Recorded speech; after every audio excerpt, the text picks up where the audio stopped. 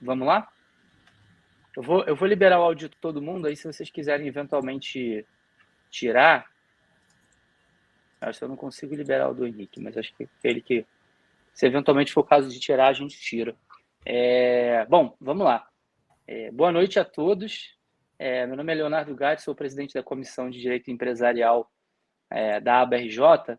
Em primeiro lugar, eu queria agradecer a todos por disponibilizarem o tempo para estar aqui assistindo esse debate tão interessante e com pessoas tão relevantes do nosso meio jurídico.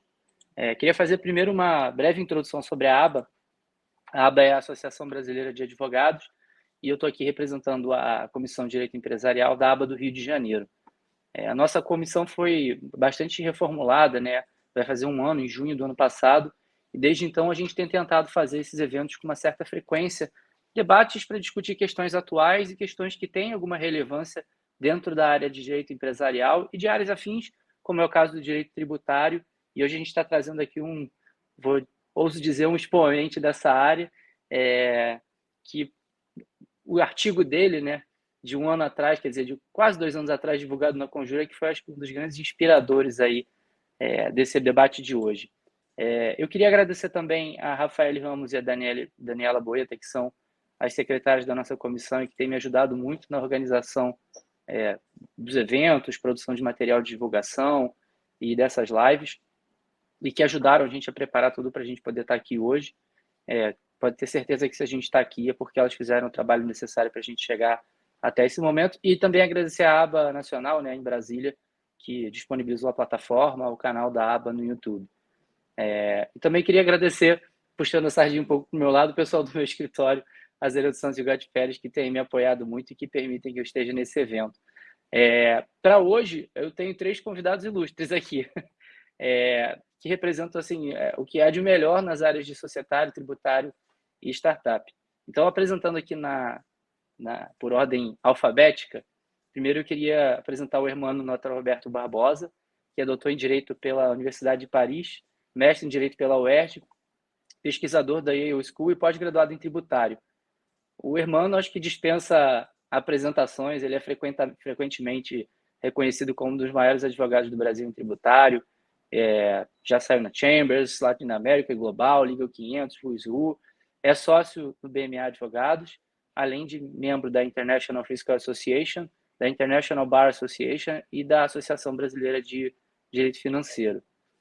Além dessa atuação prática aí, né, super importante, o Hermano é autor de livros e diversos artigos em direito tributário, inclusive aspectos fiscais preparatórios de ofertas públicas iniciais de ações, que a gente vai falar um pouquinho mais à frente, e de aspectos fiscais do FLIP para captação de investimento, e falando também do UNFLIP, né, a reversão do FLIP societário em seus aspectos fiscais.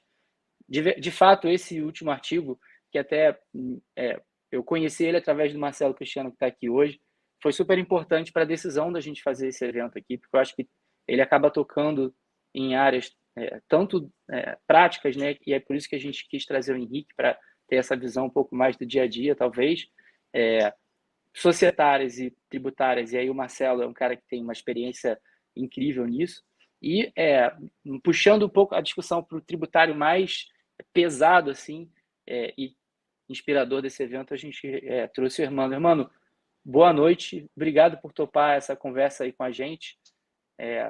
Alguns segundos para você dar um oi aí, para depois Não, apresentar que o isso, resto do pessoal. boa noite para todo mundo. Você só não falou o mais importante, que é, seu amigo aqui. Isso é um negócio que abre portas e tal, impossibilita estar aqui hoje. De Prazer fato. estar aqui nessa mesa virtual com o Marcelo também, conheço há tanto tempo e conheci mais recentemente o Henrique também. Então, saúdo e agradeço a ABA na sua pessoa, Léo, e cumprimento todo mundo que está aqui nos ouvindo. Maravilha, Hermano. Em seguida, eu queria apresentar o Henrique Cruz, que é graduado em Direito pela Mackenzie e graduado em Contabilidade pela FIPECAF, além de especializado em Compliance e Anticorrupção pela LEC. O Henrique, desde 2020, é o head do Departamento Legal da Doma Investimentos, que é uma gestora de Venture Capital selecionada pelo BNDES para gerir o FIP Anjo, e que hoje em dia tem outros 4 fundos com mais de 100 investimentos no portfólio. Eu acho que o Henrique tem uma experiência quase única aí dentro desse segmento no Brasil, fez mais de 100 operações nos últimos 4 anos aí. O FIP Anjo é pioneiro nessa estratégia de co-investimento no Brasil e fomenta de verdade o ecossistema de startup. A gente tem o prazer de já ter trabalhado lado a lado em algumas operações aí, eu posso afirmar com toda certeza que a atuação deles é única aqui no Brasil. Só para vocês terem uma ideia, em 2012, a Domo foi uma das gestoras mais ativas em investimento anjo no Brasil, com mais de 25 operações em startups de setores diferentes. Henrique, boa noite e bem-vindo ao nosso evento. Pô, Léo, obrigado aí pela apresentação. Hermano, Marcelo, Léo, pessoal da ABA, muito bom estar dividindo com vocês essa sala hoje, ter essa conversa bem rica aí, falar um pouquinho de startup, um pouquinho dessa história de flip, vai, volta, quando ir, impactos aí na vida real, e agora o que eu faço, né? Depois que flipou, como que vai ser minha vida? Estamos à disposição para contribuir. Tem bastante coisa aí para a gente conversar. E por último, pessoal, mas não menos importante, queria apresentar o Marcelo Leonardo Cristiano, meu quase xará, que é graduado em Direito pela Universidade do Estado do Rio de Janeiro, especializado em Direito norte-americano pelo International Center for American and International Law no Texas. O Marcelo, além de ser membro da nossa comissão, é um advogado super renomado, tem mais de 25 anos de experiência em societário, tributário e contratos, com ênfase em operações estruturadas e transações comerciais. Marcelo também trabalha em reorganizações societárias, investimentos nacionais e estrangeiros, operações de M&A, Venture Capital, Private Equity e Joint Ventures. E ele também atua em projetos ligados ao ecossistema de startup, inovação e empreendedorismo. Marcelo é palestrante, professor em diversos eventos sobre temas como investimento, tributação, empreendedorismo, blockchain. Inclusive participou de um outro evento que a gente teve aqui sobre DAOs no ano passado com o professor Rafael Nasser da PUC, foi um evento super interessante. E o Marcelo é membro de comissões da OAB, da Câmara Britânica no Rio de Janeiro e da nossa comissão, como eu falei. Também é um advogado super tarimbado, que participou de vários rankings como a Legal 250, Legal 500, Leaders League, LACA e Análise de Advocacia 500. E por fim, mas não menos importante, acho que hoje é um chapéu que o Marcelo veste bastante, é um investidor anjo, membro do Urca Angels, que é o grupo do qual eu também faço parte, que é um grupo fundado por ex-alunos do IME, e ele é Fellow Angel da Latitude e Board Advisor em uma série de startups. Marcelo, também muito obrigado por participar e bem-vindo. Acho que seu áudio está... Em primeiro lugar, obrigado pela apresentação e é um prazer estar aqui com vocês, com Léo, Henrique, Hermano, que eu conheço realmente, acho que daqui é que eu conheço há mais tempo até. Trabalhamos juntos há 20 anos atrás, provavelmente. Mais de 20 anos, né? Mais de 20. Eu queria agradecer o convite e é uma honra estar aqui. Pessoal, muito obrigado mais uma vez. Eu queria fazer uma introdução muito rápida e acho que mudando um pouco até a dinâmica de outros eventos que a gente já teve. Queria tentar fazer uma dinâmica mais de perguntas e respostas para a gente ter um pouco do lado técnico e também um pouco da visão prática. Vou me permitir uns 2 minutinhos aqui só para falar um pouco do que é o Flip, para quem talvez esteja assistindo e ainda não muito habituado com o termo. O Flip, que também é chamado de inversão societária, peguei esse termo do seu artigo, Hermano, porque eu sempre chamei de flip, nunca chamei de nenhuma expressão em português. Ele é geralmente utilizado para descrever a prática de uma empresa, geralmente uma startup de tecnologia, mas não só isso, e a gente vai falar disso mais à frente, transferir sua sede ou controle para um país estrangeiro. E essa mudança geralmente ocorre quando a startup decide realocar sua base operacional, ou a estrutura de gestão, ou o registro para poder aproveitar algum benefício que seja oferecido por um outro país. Tem uma série de razões que justificam uma empresa fazer o flip, né? Uma delas é a busca por um ambiente regulatório mais favorável, é um dos casos, em que ela possa desfrutar, por exemplo, de uma condição tributária melhor, um incentivo governamental, ou determinada regulamentação que seja menos restritiva para algum setor específico de atuação. E ele também pode ser motivado pela busca de novos mercados, não necessariamente só alguma vantagem. Se aproximar de algum cliente-alvo, se aproximar de uma fonte, por exemplo, de talentos ali para aquele business que ela está desenvolvendo. Esse processo, naturalmente, envolve uma série de considerações e desafios legais, além dos desafios fiscais e regulatórios. E por isso a gente advoga, né, e defende que uma startup, para poder fazer um flip, deve avaliar cuidadosamente tanto os aspectos jurídicos quanto os fiscais do país, tanto de origem, geralmente no nosso caso o Brasil, quanto de destino. É por isso que é essencial consultar advogados, especialistas em negócios internacionais para garantir que o flip ele seja feito no momento e de forma adequada. Além disso, também a startup deve considerar questões como impacto organizacional, relacionamento com clientes e fornecedores, se as operações efetivamente forem transferidas para fora, bem como a possibilidade de enfrentar desafios de integração para um novo ambiente de negócios. Em resumo, para tentar fechar essa parte aqui, o Flip é uma estratégia que visa se aproveitar de certos benefícios oferecidos por um novo ambiente regulatório, acesso ao mercado internacional e oportunidade de crescimento. Hoje, também, e aí muito inspirado no artigo do Hermano que está aqui, a gente também vai debater um pouco do OneFlip, que é conhecido como processo de reversão desse processo de saída da empresa para fora, Ele é utilizado quando a startup decide retornar à base operacional original e reverter a mudança de controle para o país estrangeiro. O flip pode ocorrer por uma série de motivos, mudança de condição econômica, desafio operacional, problemas com o novo ambiente regulatório, ou até mesmo a identificação de que a melhor oportunidade é você permanecer no seu país de origem. Por isso, o OneFlip também, assim como o Flip, envolve uma série de questões legais, regulatórias e tributárias. Sobre esse último aspecto, mais uma vez, faço referência aqui ao excelente artigo que foi escrito pelo Hermano, saiu no Conjuro em 2021. Eu convido todos que estiverem assistindo a ler esse artigo, porque ele é super didático e fácil, a leitura é simples. Então, assim, dentro disso, é crucial para uma startup ou para uma empresa mais madura que deseje fazer o flip, ter uma análise cuidadosa de prós e contras, considerando as implicações e consequências de fazer isso. Então, assim, para dar continuidade a esse nosso momento aqui, eu queria começar a fazer umas perguntas para o Hermano, Marcelo, e vou intercalar um pouco entre eles. E, ao final, para a gente tentar trazer um pouco mais desse ponto de vista prático, perguntar para o Henrique um pouco de qual é a visão dele sobre isso. Então, pegando esse gancho, começar, de repente, com o Marcelo.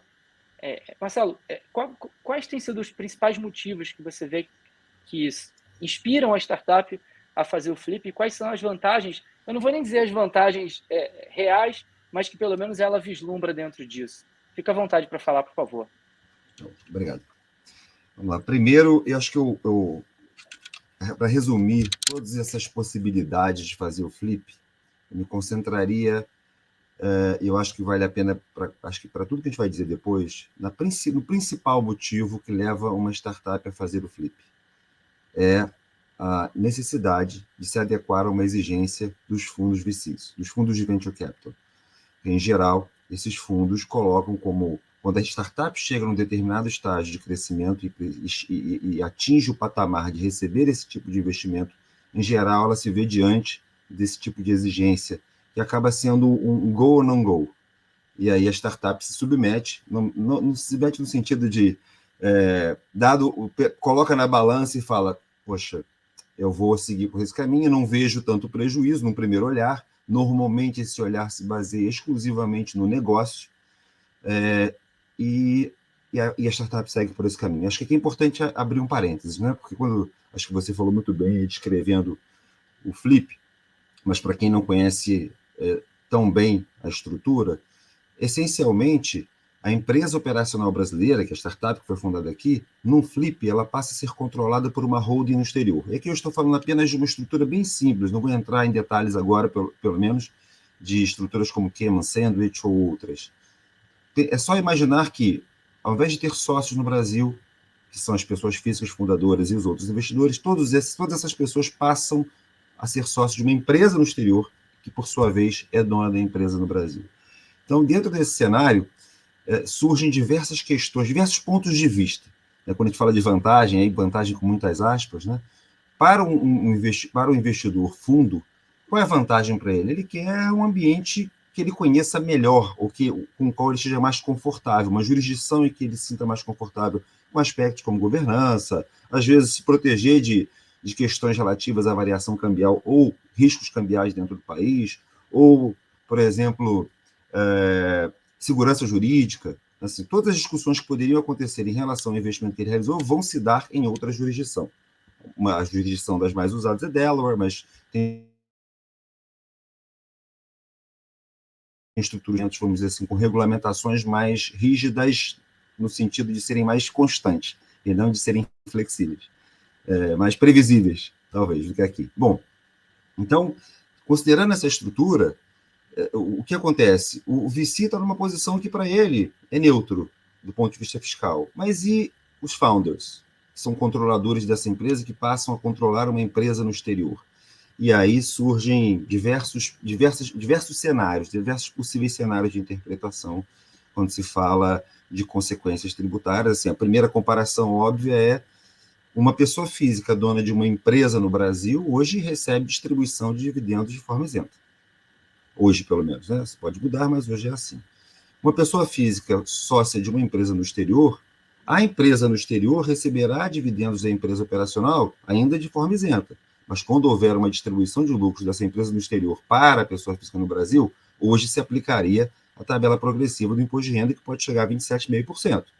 Então, existe a MP 1171, depois a gente vai falar dela, imagino, mais à frente, mas neste momento essa é a realidade. Então, esse é o primeiro choque de realidade que um founder vai ter quando ele perceber o custo que isso terá para ele.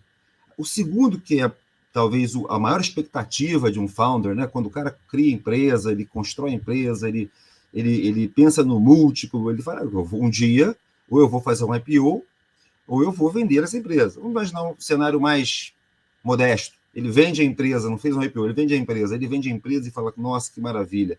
E existe até um caso clássico que é do Brian Rickworth, que é do Latitude até, fundador, que ele teve uma conta apresentada para ele vender, ele fez um exit de 800 milhões de dólares, mais ou menos, e teve uma conta de quase 200 milhões de dólares para pagar, porque ele não foi bem assessorado na ocasião.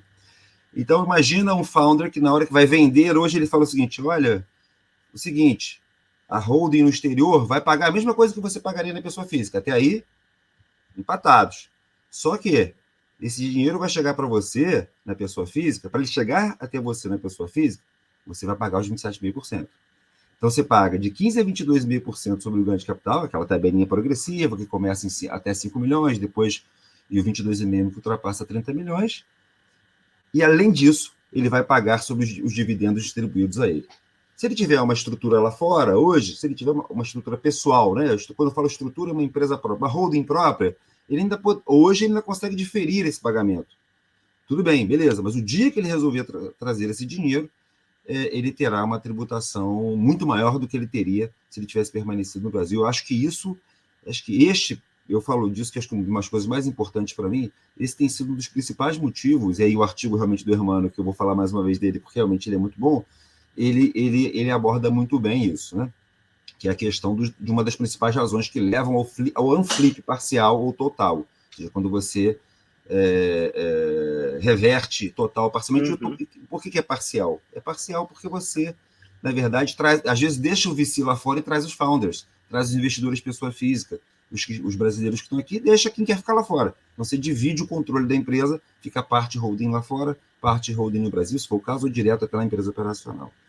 Então, assim, em termos de vantagens, acho que tem mais desvantagem do que vantagem, né? Ô, Hermano, quer comentar um pouco sobre isso? Eu acho que até seu artigo, de certa maneira, acaba abordando um pouco essa questão que o Marcelo falou, mas no final das contas é um tipo de estrutura que a gente tem verificado cada vez mais na prática, né? E é engraçado, assim, é interessante porque quando essas inversões surgem, né, a inversion lá no direito americano, e surge por razões que são, assim, essencialmente fiscais, né? Então, acho que essa é uma diferença do Brasil para os Estados Unidos. Surgem por razões essencialmente fiscais, acho que não cabe muito a gente falar aqui, mas passaram por algumas ondas de evolução no direito americano, direito tributário americano. Mas quando chega aqui no Brasil, o que a gente acaba verificando na prática, essas inversões, que até já aconteciam antes, por razões diferentes, de uma internacionalização de um grupo, alguma coisa assim, mas eu acho que o Marcelo comentou bem, elas podem ser por várias razões, mas normalmente não são fiscais, né? Pelo contrário, acho que até às vezes fiscalmente atrapalha. E agora, o que eu vou falar aqui pode soar meio paradoxal, contraditório, até porque eu sou advogado tributarista e assim, eu preciso, né, trazer dinheiro para casa, comprar leite, né, comida e não sei o quê, mas assim, nem tudo na vida é pagar imposto também, né? Então, às vezes, assim, acho que o Marcelo colocou bem, acho que o flip, ele se justifica, e isso tem se demonstrado na realidade de VC aqui no Brasil, de startups, mas e tem outros segmentos também, apesar de eventuais desvantagens fiscais, né? E às vezes você fala de uma desvantagem fiscal, se você consegue controlar, eu acho que assim, pior que um tributo alto é uma tributação que você não conhece, né? Você ter a surpresa. Então, o que eu acho mais importante só para quem é founder, para quem está nessa situação, tomar cuidado para saber, não é dizer que não vá fazer, mas onde você está pisando, né? Quais são os passos necessários para você seguir nesse caminho e o que significa estar dentro dessa estrutura. Que eu posso ter razões para que aquela estrutura seja boa e posso ter razões que ela seja neutra e posso ter outras que ela não seja tão vantajosa assim. Já vi casos acontecer em que aparece uma oportunidade de saída para o investimento, o adquirente é um player importante brasileiro, né? E aí é um ativo operacional, esse cara não quer comprar uma empresa estrangeira, ele quer comprar uma empresa brasileira, até para se aproveitar de ágio, por exemplo, né? Então você tem que desfazer essa estrutura antes. O que não quer dizer que ela não tenha sido boa enquanto durou, permitiu você captar um investidor e etc. Mas é preciso você saber onde você está entrando e saber, talvez ter uma ideia prévia, né? Que você pode precisar sair e estar preparado para sair, se preciso for, né? O Henrique, eu queria devolver essa pergunta para você, porque no fim, né, tem essas considerações jurídicas que a gente tem aqui, essa preocupação, mas eu acho que o Flip acabou se tornando quase que um standard aí dentro do, da trilha de crescimento das startups, e muitas vezes quando você quer pegar um cheque lá fora, isso acaba, de certa maneira, sendo uma imposição ou uma necessidade, né? Como é que você tem visto isso na prática? E, assim, a gente está num ano que as operações talvez não estejam saindo tanto quanto em outro momento ali da pandemia e tal. Você acha que isso tem diminuído, aumentado? Como é que você está vendo isso? Boa, depois dessa aula aí, não tenho nem muito o que falar, né? Mas vou tentar contribuir em algo. Pensando aqui na parte operacional, né? Na parte de, bem como você falou, Léo, parte de conseguir investimento. O sonho de todo founder é ter uma empresa no Vale do Silício. Então ele pode falar que não é, mas tudo começou com o Vale do Silício, começou lá atrás, né? Com as primeiras startups, empresas bilionárias. Então o sonho dele acaba chegando lá, eu quero ter um investimento da iCombinator, eu quero ter um investimento do maior fundo de venture capital que tiver do mundo. E ele está sediado aonde? Nos Estados Unidos. Esses fundos de investimento que colocam cheques grandes, 10, 20, 30, 40, 100 de dólar, 100 milhões, né, para quem está ouvindo, bastante dinheiro por uma parte pequena da companhia, né, que aí a gente criou o valuation da empresa, um termo aí que todo mundo usa. Esses players vão querer ter uma tributação favorecida e vão querer saber onde eles estão, como muito bem o pessoal falou. Então, dentro do Stage Finance, você vai pegar o dinheiro com um grupo de anjo, aí você vai para uma aceleradora, você vai pisar pela primeira vez no Venture Capital mesmo, seja com a gente, com outras empresas, como por exemplo a Bossa Nova, que coloca dinheiro, Urcaend, os grupos de anjo. Aí a gente chegou numa rodada seed, né? Já colocou 1, 2, 3, 4, 5 milhões, a empresa começa a crescer. Quando ela está crescendo, o próximo passo dela qual é? É expansão. E essa expansão pode começar no Brasil ou ir para fora. Então, pensando um pouquinho, motivos para eu considerar ter uma estrutura offshore, para quem está captar, e aí a gente está usando o Cayman Sandwich como exemplo, mas poderia muito bem ser uma expansão para a Europa, né? Então, tem uma empresa que quer fazer uma expansão para Portugal, porque faz sentido para o negócio dela. Então, ela vai abrir uma offshore para captar dinheiro de um fundo sediado na Europa. Então, pensando aqui como o motivo principal, né, e até você comentou motivos e vantagens, né, uma da vantagem de você tirar a empresa do Brasil, né, tirar a holding que controla a empresa no Brasil e levar para fora, o founder sempre pensa na captação do investimento, mas ele tem que pensar também onde ele vai levar essa empresa daqui a 2, 3, 4 anos. Aí para lá na frente também pensar qual que vai ser a venda dele. Se vai ser uma venda no Brasil, talvez ele não tenha nem tanta atração para o fundo lá de fora. Talvez seja mais fácil esse fundo investir no Brasil do que ele levar a estrutura, Exato. né? Então tem que tomar sempre um pouco de cuidado, mas pensando em vantagens aí, é se tornar um pouco mais atrativo e tentar conseguir capital de fundos lá fora, né? Receber em dólar e em euro.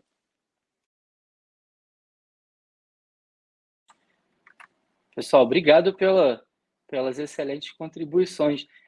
Eu queria pegar um pouco o gancho disso, é que hoje, né, como eu falei, o Flip acabou virando meio que um standard, né, dessas operações, mas assim, até pela forma como o setor veio se desenvolvendo nos últimos tempos, talvez não sejam todos os casos em que o Flip é considerado uma operação recomendável ou mesmo desejável, assim. E o que eu tenho visto na prática é que às vezes algumas startups vêm para mim e falam assim: ah, cara, porque eu já comecei a crescer, estou pensando no Series A, eu queria fazer logo meu Flip. E eu falo, pô, mas será que é o momento? Será que faz sentido para o que você está querendo atingir nesse momento? Aí eu queria jogar essa pergunta para vocês. São todos os casos em que uma startup obrigatoriamente precisa fazer um flip? Eu sei que a pergunta parece boba, mas eu acho que é importante ter um pouco da visão de vocês sobre isso. Se quiser começar, irmão, agora respeitando aquela joga da bola de lá para cá. Que eu acho que não? Acho que não são todos os casos, mas quem é melhor para falar isso é o Henrique, conhece isso muito mais. Eu acho que assim, não são todos os casos, mas em algum momento, para dar um determinado passo, você talvez vá precisar fazer isso, pelo menos se você estiver querendo atingir um determinado investidor, né? Se você já tiver uma base de investidores grandes aqui, talvez você não precise. Mas se você quer atingir um determinado investidor, provavelmente você vai precisar passar por isso. Se não por uma razão, não é por uma razão jurídica, mas por uma razão comercial, né? De hábito e tal. Se a gente pegar um investidor internacional que investe em centenas de negócios mundo afora, né? Para ele é mais cômodo mesmo. Ele está sentado na cadeira dele lá do Vale do Silício, ele precisa conhecer legislação de Cayman, os modelos de contratos de investimento numa sociedade lá. Ele não quer conhecer o Brasil, o Peru, o Chile, a Índia. Não, ele contrata, assim, faz sentido do ponto de vista comercial, né? E aí o que eu estou falando aqui assim, a gente acaba, o advogado tem essa tendência, até um sócio que fala que o advogado otimista morreu de fome, né? O advogado tem essa tendência a ser um pouco pessimista e apontar o lado das coisas que podem dar errado. Mas eu acho que não é muito, acho que não é o nosso objetivo aqui, né? Mas assim, alertar, de novo, eu acho que o cara tem que considerar que o flip é uma opção que eventualmente pode se colocar até com uma imposição. A gente tem clientes grandes no escritório que conseguiram, por ser um case assim, de muito sucesso, segurar em um determinado momento, aí em determinado momento eles avançaram para esse ponto, sim. E não tem nenhum problema com isso. Eu acho que é bom, é o caminho normal. Acho que a pessoa só precisa saber onde é que ela está entrando e está preparada para isso. Por exemplo, saindo do campo tributário, você precisa saber que você vai se tornar uma holding sujeita à lei estrangeira. Então, o Léo é um excelente advogado, o Marcelo é um excelente advogado, mas são advogados no Brasil. Você vai precisar de um advogado também no exterior, né? E que preferencialmente não seja o mesmo advogado do seu cliente, porque você acha que ele vai preferir atender você que faz aquele único negócio ou um grande fundo estrangeiro que faz investimento em 200, tem 200 casos diferentes com ele, né? Então, assim, você vai precisar ter um advogado assessorando você. Se você tiver uma disputa, provavelmente seu investidor estrangeiro não vai querer submeter ao foro central da comarca central de São Paulo do Rio de Janeiro. Vai querer ter uma arbitragem, uma outra jurisdição, com os custos relacionados. Então, só precisa estar ciente dessas questões. Mas, olhando a coisa sobre a perspectiva positiva, e eu acho que de tudo de bom que o Henrique falou, eu acho que queria ressaltar o mérito dele ter abordado a questão por uma perspectiva assim, não jurídica e, portanto, assim, mais comercial e, portanto, mais positiva. Acho que é interessante notar que a gente está falando muito de flip para startups, mas eles têm uma razão bonita de ser, quer dizer, é uma forma, colocando assim em termos mais pomposos, de internacionalização de uma empresa brasileira. Você deixa de ser uma empresa brasileira para ser uma empresa global, para ser uma empresa internacional. Se o objetivo é a expansão internacional, efetivamente faz todo sentido, mesmo você não sendo uma startup. A gente precisa, assim, foge do escopo dessa nossa discussão aqui hoje, mas o Brasil tem uma legislação tributária muito ruim que desestimula investimentos brasileiros no exterior. Então, o fato de você migrar a sua sede para o exterior, se você vai ter investimentos em diversas praças, pode fazer sentido por esse aspecto também. A gente viu recentemente também, naquela onda de IPOs, 2 anos atrás, uma série de companhias brasileiras fazendo o flip para fazer abertura de capital no exterior, para ter acesso a uma legislação societária mais sofisticada que permitia um voto, sistema de voto que a gente não tem aqui no Brasil. Né? Exato, voto plural que a gente um voto plural que agora a gente tem, mas na época não tinha. A gente acabou trazendo. É isso. Então, só para. Então, eu queria fazer esses comentários aqui, já falei demais. Imagina, Fernando, obrigado. Marcelo, quer botar um salzinho a mais aí, uma É, pimentinha também? não, eu vou pegar o gancho aí no que o Hermano já tinha falado antes, agora ele até mencionou novamente de passagem, mas acho que é muito importante. Primeiro, é que o flip realmente, se ele é ruim ou se ele é bom, eu acho que até uma discussão secundária. Às vezes, para mim, ele é necessário e você tem que seguir conforme a música. Você vai fazer um flip espontaneamente, a não ser que você tenha uma justificativa para fazer isso, porque você vai ter uma expansão internacional, tem um outro motivo, você quer um ambiente regulatório, como você mencionou, Léo, para fazer isso. Se não tiver um motivo, não vejo sentido você fazer isso. Né? Assim, acho que tem que permanecer aqui.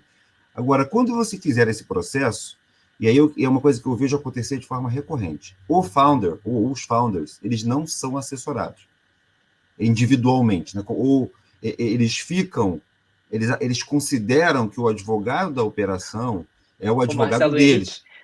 o Henrique até pulou na cadeira ali. Mas é uma verdade, porque Depois acontece, eu quero pegar esse ponto, Henrique. pode ser uma assessoria, eu acho que deveria ser uma assessoria ampla, societária e tributária, até para ele poder, até para que não haja aquela sensação no futuro de que o founder foi meio que levado sem entender o que estava acontecendo. No caso societário, ele pode ter o desgosto de saber que assinou um documento que de repente vai acabar numa arbitragem em Nova York, né? Você vai saber, e que vai custar para ele alguns milhões de dólares. E do lado tributário, ele pode descobrir que se ele não fizer um flip antes, e para fazer um flip ele vai depender do aceite, de acordo dos demais, ele não faz sozinho. Então, se isso não for pensado, ele pode ter que sentar na mesa e discutir em condições talvez não muito favoráveis. E se o clima não estiver bom, as condições são ainda mais desfavoráveis. Então, assim, coisas que talvez os founders deveriam pensar antes, mas que naquele momento, quando o cara vê lá, como o Henrique falou, os milhões de dólares balançando na frente dele, são 150 páginas para assinar, 250 páginas para assinar, ele DocuSign, tchau. Né? Ele segue o barco e vamos ver no que dá. Então, acho que falta um pouco disso. Isso é uma questão de cultura, uma questão de educação mesmo, né? De educação no sentido de tempo, né? A gente precisa de tempo para as pessoas perceberem isso e dar valor. E aqui eu não estou defendendo advogado, quem me conhece sabe que eu não defendo. Eu estou falando realmente a questão da necessidade de entender, mais do que contratar o advogado, entender, conversar com alguém, ter no mínimo um bate-papo para entender os riscos. É isso. O Henrique, esse informational gap, assim, né? Quer dizer, essa coisa dos founders que eventualmente não são assessorados, como é que tem sido isso aí? Eu sei que tem muita coisa que você não pode contar porque está coberto por confidencialidade, mas se você puder compartilhar um pouco da tua experiência. Bem, vamos lá. Só puxando o primeiro assunto que a gente estava falando antes, a questão de recomendação do flip ou não. Eu nunca vi uma transação cair, nunca vi um fundo gringo que tem interesse na empresa, que o valuation é bom, que o plano de negócio é bom, que os proceeds do capital vai ser bom, negar uma transação porque a estrutura ainda era Brasil, não colocando, por exemplo, uma condição precedente de abrir uma estrutura offshore. Então, derrubando aí esse mito que foi criado em 2021, de que cria-se offshore para depois captar. Isso aí é um Não, ponto de vista nenhum deal excelente, cai. cara. Eu queria que mais startups estivessem olhando agora essa nossa live, porque isso é um mito que a gente tem que desconstruir no dia a dia. Tem muita gente que, o cara já teve um exit em algum momento e ele acha que agora a ideia é igual, tem que fazer tudo igual, tem que seguir a mesma trilha. Não é assim. Você trouxe até o outro lado. Deu exit, abre outra empresa, né? O pior é o que quer aproveitar a estrutura que tem amor ao CNPJ, mas depois a gente fala disso. Voltando aqui na questão de faz sentido abrir ou não faz sentido abrir, faz sentido sempre que alguém te exigir. Né? Dificilmente você vai pegar uma empresa, uma startup capitalizada a ponto de que faz sentido ela mudar, a gente está falando de startup, né? Então, que ela vai mudar a jurisdição dela para expansão. Primeiro ela abre uma filialzinha em algum lugar, vai testando, contrata parceiros, vai testando o business dela para ver se funciona. Funcionando, aí ela faz a migração. Né? E a outra pergunta que você fez, Léo, qual foi mesmo? Era sobre essa questão dos founders que às vezes acabam entrando no perfeito. bandwagon ali, né?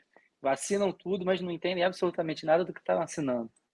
Eu acho que aí a gente tem um problema tanto educacional com os founders, mas a gente também tem um problema que os advogados lá de fora gostam de empurrar a goela abaixo falando, esse é padrão NVC. Então, esse é um padrão Estados Unidos, o documento é padrão, não vou alterar nada. Mas, poxa, aqui está falando que eu respondo na física por uma dívida da empresa, é isso mesmo? Não, aqui é o padrão. E aí o founder vendo um caminhão de dinheiro na frente dele, vendo um Gunderson, vendo um escritório grande do outro lado, ele muitas vezes assessorado com o advogado dele de confiança brasileiro, né? Não tem ninguém que ele confia lá. Fala, poxa, é um fundo grande, é um escritório grande, falando que é padrão, se é padrão não tem o que eu questionar, vou ter que engolir, vamos seguir. E muitas vezes a gente vê que muita estrutura não é padrão, né? Você pode ver o próprio Safe, quando o Safe foi criado lá pela iCombinator, tinha o Safe versão desconto e o Safe versão cap.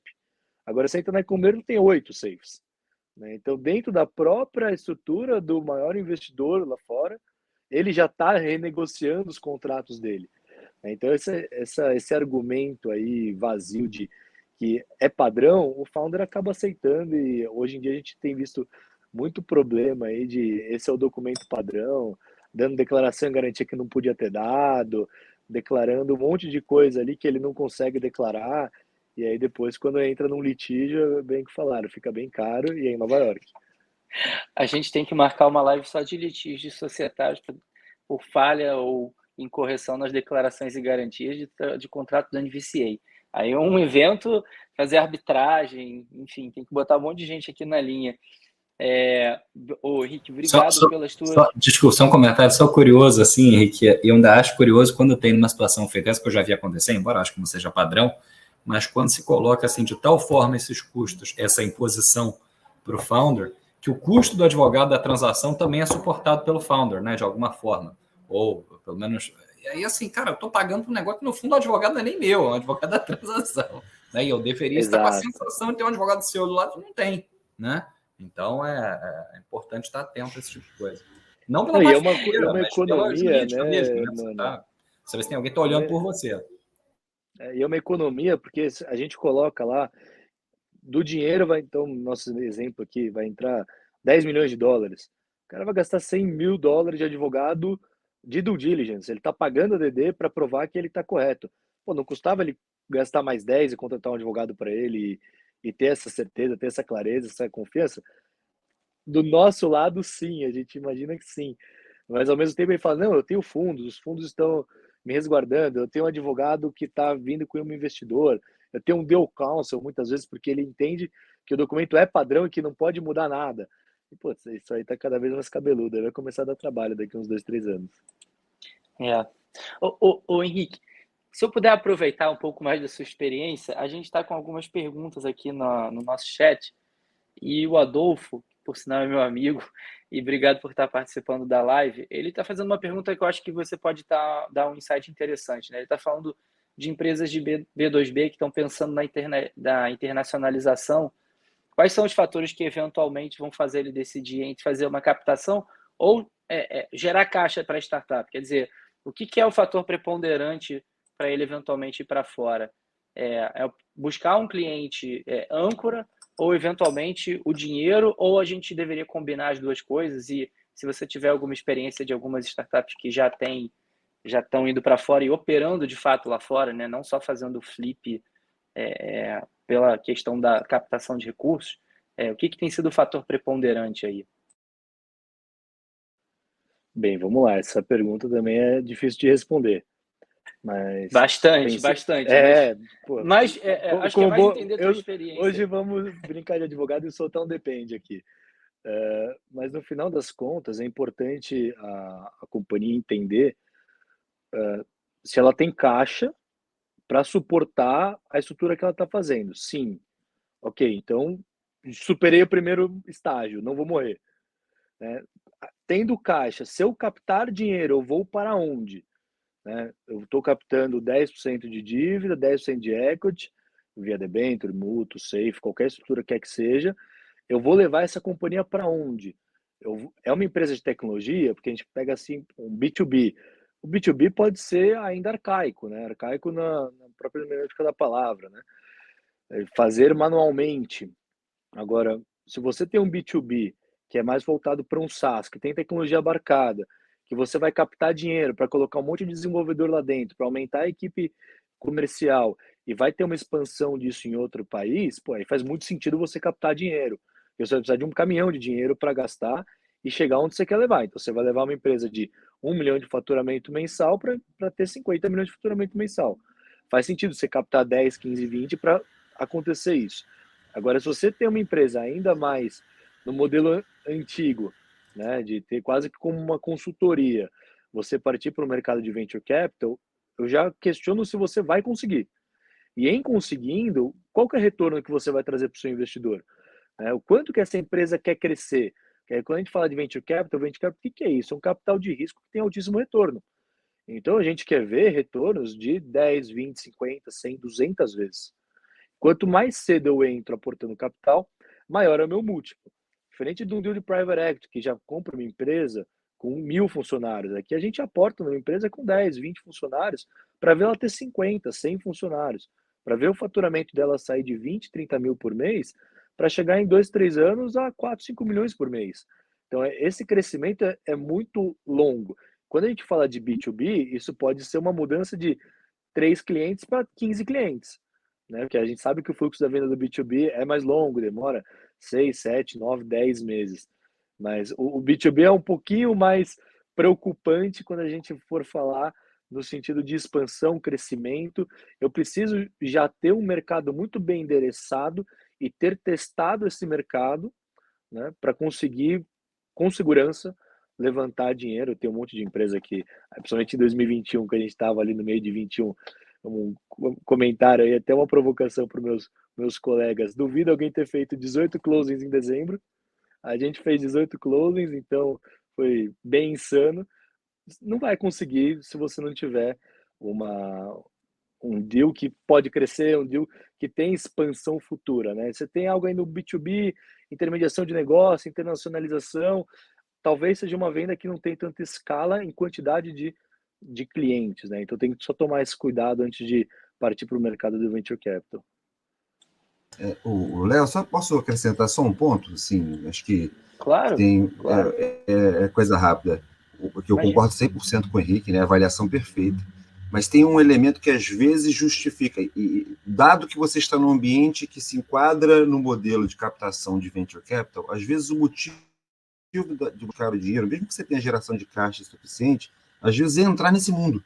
Porque o mercado de VCs ele é um mercado que ele vai te impulsionando, né? Você entra num fundo como a Domo, você já ganha um carimbo que te leva para um outro fundo, que te dá outros carimbos, e o mercado começa a acreditar.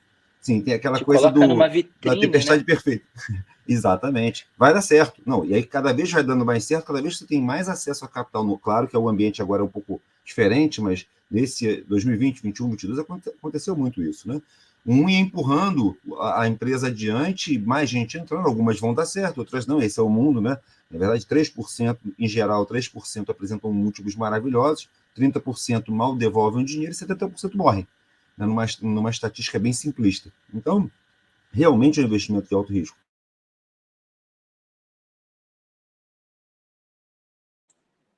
Marcelo travou?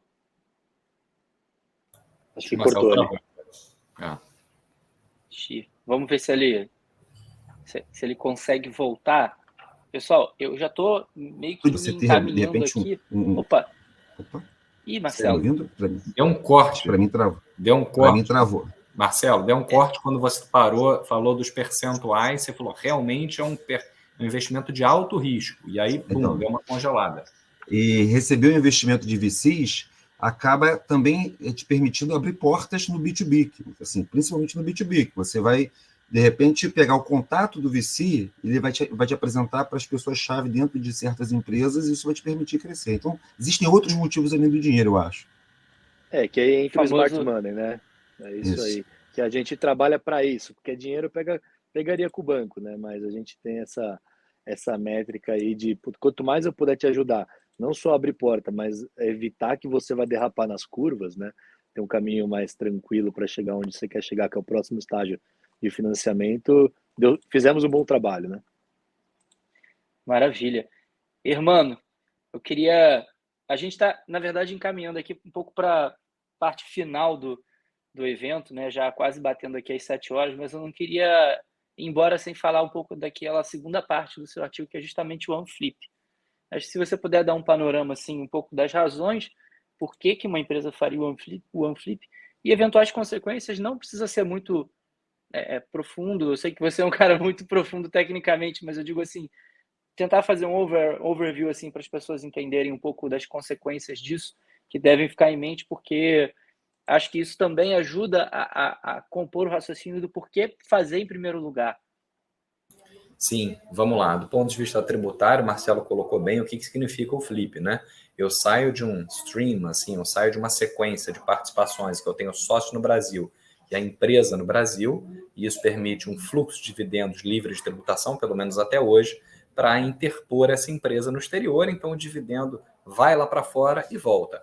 Dividendo para a startup não deveria ser uma grande questão, porque são empresas que, por essência, não são distribuidoras de lucro, são reinvestidoras do eventual resultado que seja obtido, né? Seu interesse é muito mais uma saída por venda do que qualquer coisa.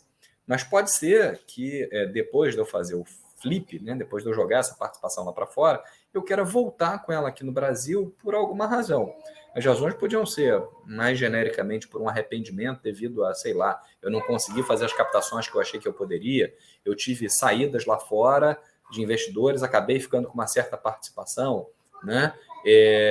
Ou, assim, o que eu vejo de mais frequente é quando a história do negócio acaba sendo um pouco diferente e você topa com um comprador aqui no Brasil, especialmente para negócios de economia real, né? Ou não, né? Não precisa de economia real, mas enfim, mas você tem um player brasileiro, que seja o comprador, que desejará comprar uma empresa no Brasil, não uma empresa no exterior, porque comprando uma empresa no Brasil, ele tem maiores possibilidades de aproveitamento fiscal de ágio lato sensu, né? Mais-valia e goodwill, que eventualmente ele apure nessa operação. Ele paga um sobrepreço para a aquisição desse negócio por achar que existe ali uma expectativa de rentabilidade futura, né? Ele paga mais do valor justo, vamos dizer assim, dos ativos. Então, acho que essas costumam ser razões. E aí você tem que pensar em como trazer esses bens de volta aqui, né? Como o Marcelo mencionou bem, isso tem que ser combinado com os russos, né? Com os seus investidores. Por isso você pode fazer isso, mas na hipótese de você possa, de que isso seja uma coisa interessante, e você pode ter interesses contrapostos, que quem vende, um estrangeiro que vende ações de uma companhia no exterior não vai ter tributação aqui no Brasil, nem na fonte, né? É preciso a gente estar atento para ganho de capital. Oi, irmão. Indiretas, fica para uma outra conversa. Você quer dar uma pincelada sobre essa MP do dia 1º de maio aí, dessa 171? Falo. Só para... Não, falo. Eu posso até deixar um pouquinho de lado para a gente terminar de falar isso aqui junto com o Marcelo, e aí depois eu falo mais informativo aqui sobre essa. Maravilha. Acho que é uma notícia boa pro segmento também, né? Para as pessoas estarem atentas, talvez não tenham ficado muito atentos. E você trazer esse investimento lá de fora, através de uma redução de capital, liquidação da investimento estrangeiro, amortização, seja como for, só precisa estar atento, porque a legislação não é muito clara. A lei já não é clara aqui no Brasil sobre qual o tratamento fiscal de uma redução de capital feita por empresas brasileiras, quanto mais por extensão para empresas estrangeiras. Então, a gente tem, assim, acho que dá para defender que eu mantenho o mesmo custo, eu sou pessoa física, fiz essa redução, valor contábil e tal, mas é preciso tomar muito cuidado, porque para chegar a esse entendimento, você precisa né, que a redução seja feita de fato a valor contábil e tal, e às vezes você não tem muita ingerência sobre isso. Então, é preciso estar atento. A básica, respondendo objetivamente, é uma redução de capital, um resgate de ações com devolução da participação da empresa brasileira direto para a pessoa aqui. Cancela o registro no Banco Central, passa a ter um investimento direto. E aí, conversa com o seu tributarista para pensar qual é o tratamento fiscal das participações que você recebe. Não precisa ser comigo, mas assim, conversa com alguém.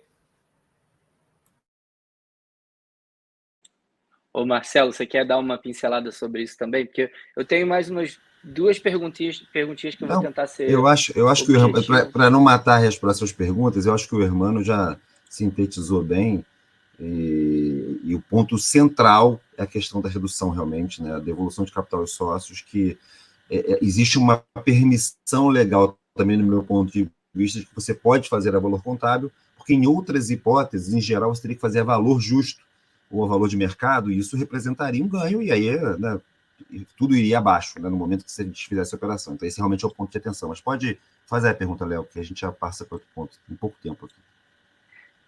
Não, a gente tem pouco tempo. Eu queria, na verdade, fazer uma pergunta para o Henrique sobre sensibilidade de mercado, Henrique. Porque o que acontece? A gente está vendo, né, um cenário bem diferente do que a gente tinha visto lá em 2021. E assim, eu queria ouvir um pouco de você. Isso pode ser tanto da sua visão prática de hoje, né, de como as coisas estão, ou de tendência, né? Se você acha que a gente vai ter uma tendência de aumento ou redução de flips agora por conta desse cenário de restrição no investimento de empresas de capital de risco de modo geral, entendeu? Boa. Vamos ver se eu consigo sintetizar essa resposta aí, considerando o atual cenário. Acho que para as boas, acho não, firmando aqui, para as boas sempre tem dinheiro, tá? Então, você tem boa ideia, você tem bons múltiplos, você é um bom founder, teu negócio tende a estar nos 30% aí que tende a dar certo, você vai ter acesso ao capital, né? Então, esse acesso ao capital, ele pode vir tanto do Brasil quanto fora. Pensando um pouco em risco, os investidores lá de fora estão tentando reduzir um pouco a exposição de risco. Então, não sei se eles querem continuar com tanta exposição a risco Brasil como estava acontecendo, né? Então, abre o Cayman Sandwich, bota dinheiro em empresa brasileira, não só Brasil, quanto outras aqui da América do Sul, América Latina. Mas eu tendo a acreditar que o mercado está reaquecendo. A gente recebeu alguns term sheets aí que estão aparecendo de fundos da Europa. Tem os fundos norte-americanos padrão, mas fundo da Europa olhando muito para o Brasil aí, o câmbio está muito favorável para esses caras investirem aqui, talvez tenha uma expansão. Pautas ESG estão cada vez mais fortes e o Brasil é super pioneiro nisso, né? A gente vê muito startup disruptiva aqui no Brasil, tanto para tecnologia ESG quanto para tecnologia como, por exemplo, entrega via drones, aí fazendo até um pouco da nossa propaganda. Tem a Speedbird, a única no mundo que já tem licença de voo não tripulado que a ANAC concedeu. É uma empresa brasileira. Você pega lá fora, a Amazon tentando fazer entrega via drone, a Amazon usa o drone do Brasil. Ela usa o drone da Speedbird. Então, para uns caras desse, com certeza tem funding. Né? Não vai faltar funding e não vai precisar ser Cayman Sandwich. Pode ser qualquer estrutura com alguém querendo colocar capital. Daqui a pouco aparece os russos, aí uma piada, aparece russo querendo colocar dinheiro para ter drone. E é bem possível, né? Então, dinheiro vai ter. Aí pensando, redução, aumento de juros, redução de investimento, vai diminuir os flips? Eu imagino que vai diminuir aquele flip no-brainer. Vou fazer uma offshore porque dei certo na vida. Agora eu posso falar para minha mãe que eu tenho uma offshore. Putz, esse cara vai parar de fazer isso porque custa de 5 a 10 mil dólares. Ele vai pensar duas vezes antes de fazer essa estrutura. Ele vai estar mais bootstrap, vai estar captando dinheiro no Brasil, vai estar tentando algo mais realista, menos tanto na paixão. Acho que esse é um recado aí geral de mercado. Mas para as boas, você sabe bem, Léo, sempre tem capital, os fundos estão todos com caixa, é impressionante. Assim, fazia tempo que não via tanto fundo com tanto dry powder. O pessoal captou e não conseguiu aportar. O valuation estava lá em cima, segurou, não aportou, está cheio de caixa agora, esperando o valuation voltar para a normalidade. Aí. Então, você vê empresa que pedia dinheiro a 40 milhões em dezembro de 21, pedindo dinheiro agora a 40 milhões de novo. Né? E a empresa que aumentou Depois de 30 vezes o faturamento. Incrível isso, né? Esse fenômeno. Hermano, vou te ativar novamente aí. MP, vamos lá. Queria falar um pouquinho desse tema, dessa MP que Claro. saiu no Dia do Trabalho e que eu acho que tem um pouco a ver com tudo que a gente está olhando aqui. Se puder dar uma pincelada final, eu vou chamar essa de última pergunta do dia aí, para depois a gente poder encerrar. E eu acho que esse é um tema que é bem atual aí e que vale a gente fazer uma pincelada final sobre ele. Claro, vamos lá. Só para contextualizar, assim, rapidamente, 30 de abril, né, na véspera do feriado de 1º de maio, foi editada uma medida provisória, a medida provisória 1171, que traz regras novas para investimentos de pessoa física brasileira no exterior, né? E aí uma dessas regras que pode impactar bastante quem tem investimento né, quem tem founder, que fez flip e tal, ela cria assim, até hoje como é que funcionava? Os lucros, e como é que ainda é, né? Porque isso é uma medida provisória, precisa ser convertido em lei. Mas assim, os lucros de uma empresa estrangeira, né, ainda que seja só controlada, só são tributados aqui no Brasil quando distribuídos para o sócio que é residente aqui no Brasil. Então, se eu tenho uma offshore, se eu tenho uma empresa localizada no exterior, ainda que seja minha controlada, que tem lucros, esses lucros são lucros dela, não são lucros meus, Hermano, não são tributados aqui no Brasil, até que eles sejam distribuídos para mim. Muito bem. O que propõe essa regra? Que não é a primeira vez que o governo tenta fazer isso, é a terceira vez, pelo menos, que ele tenta fazer isso. Governos diferentes, né? Não esse governo. Uma regra dizendo que se a entidade localizada no exterior for controlada por uma pessoa física residente no Brasil e ela estiver localizada em paraíso fiscal ou não tiver o que se chama de renda ativa num volume mínimo que é estabelecido nas regras, os lucros apurados por ela em 31 de dezembro, empresa estrangeira, são tributados no Brasil automaticamente como se tivessem sido distribuídos, ainda que não tenham sido efetivamente, tá? Então, assim, pensar, se eu tenho uma offshore 100% minha, que eu constituí para deter o investimento na empresa que fez o flip, fez a inversão, né? Esses lucros que eram recebidos por ela, né, para serem represadas, para eu represar essa tributação até a sua disponibilização para o Brasil, essa tributação passaria a ser automática, tá? Agora, o que é interessante notar aqui?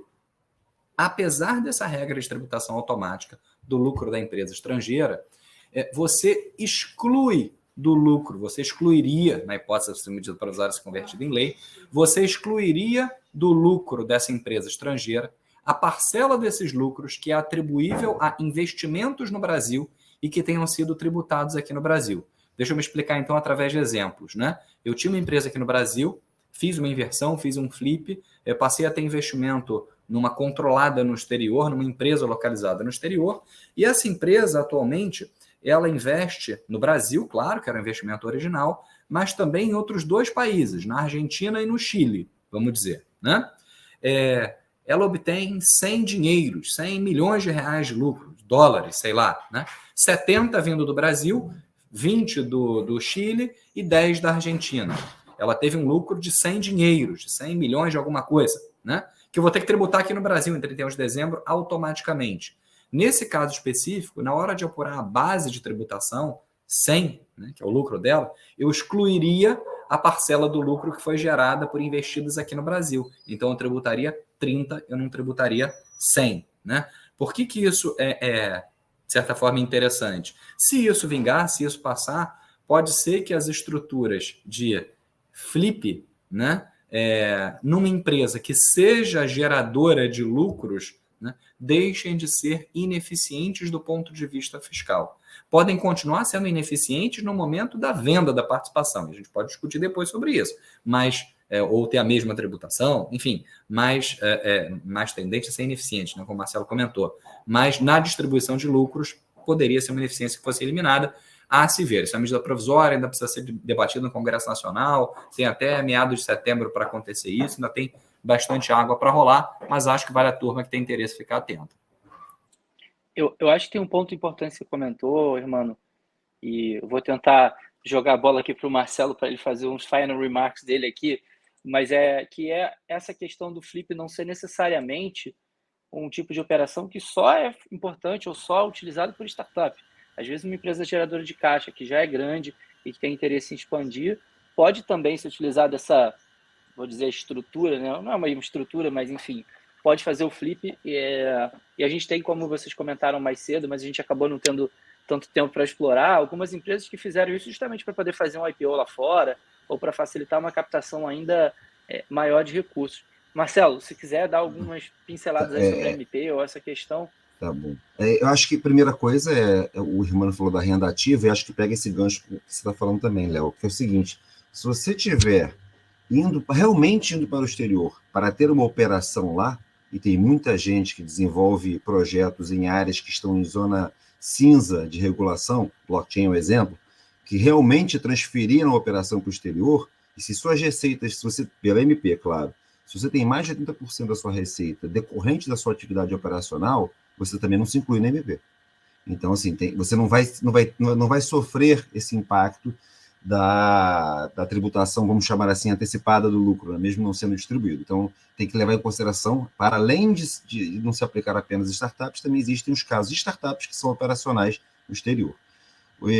E aí é um outro bicho, né? A MP claramente exclui. O outro ponto, e eu acho assim, a MP tem pontos positivos e negativos, mas tem uma questão ali que me preocupa, que é a técnica legislativa, né? Porque você não trata de uma matéria como essa, e a gente está falando aqui de um ponto, que é empresas controladas no exterior. Tem muitos outros temas ali dentro super relevantes. Trust, que é um assunto que desde que eu estava na faculdade, a gente discutia o assunto, que não tinha tratamento nenhum, de repente uma MP que resolveu o problema, né? Em uma canetada. Eu acho que houve uma certa pressa com essa MP em alguns temas, e eu entendo a preocupação do governo em arrecadar, entendo a preocupação do governo em acertar as contas públicas, mas a gente aqui existe aqui um Estado de direito, né? A gente fala no direito tributário, a gente construiu uma estrutura que trata muito de segurança jurídica, a gente tem conceitos determinados que já estão há muito tempo por aí, outros que não estavam determinados, que precisam determinar, isso depende de uma discussão mais ampla. Então, eu acho que nesse aspecto, embora eu veja pontos positivos, e eu acho que a MP deve passar por uma discussão mais ampla. Em relação às startups, essa questão do lucro sim resolve. Eles criaram a faixa de tributação agora que vai de 15% a 22,5%. Não é como o ganho de capital, as faixas são menores, 6 mil, 50 mil, a partir de 50 já é 22,5%, é 0, 15 e 22,5%. O que dá a impressão de que é a mesma coisa, mas não é. Mas é melhor do que pagar 27,5%, por exemplo, né? Como é hoje. Para quem está na situação de vai ter que pagar, a de grande diferença é que antes você pagava 27,5% quando você distribuía, e agora você paga os 15 a 22,5%, independentemente de ter distribuído. Então, o impacto no futuro, se você pensar em termos de fluxo de caixa e de dinheiro acumulado, talvez, mesmo 27,5% ainda valha mais a pena, né? É isso. Então, já passamos da hora aí também. Obrigado, Marcelo. Pessoal, queria abrir aqui só para final remarks, se vocês quiserem fazer algum comentário, só dar um tchau. Depois disso eu vou... Peraí, deixa eu me colocar aqui maior.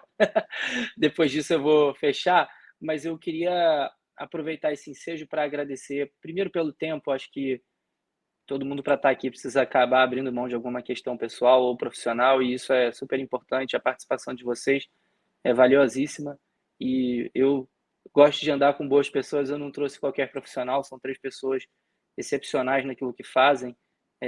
Obrigado por compartilharem conhecimento com a nossa comunidade aqui da ABA, com possíveis clientes, amigos, estudantes aí que puderam assistir ou tudo ou um pedaço da nossa live.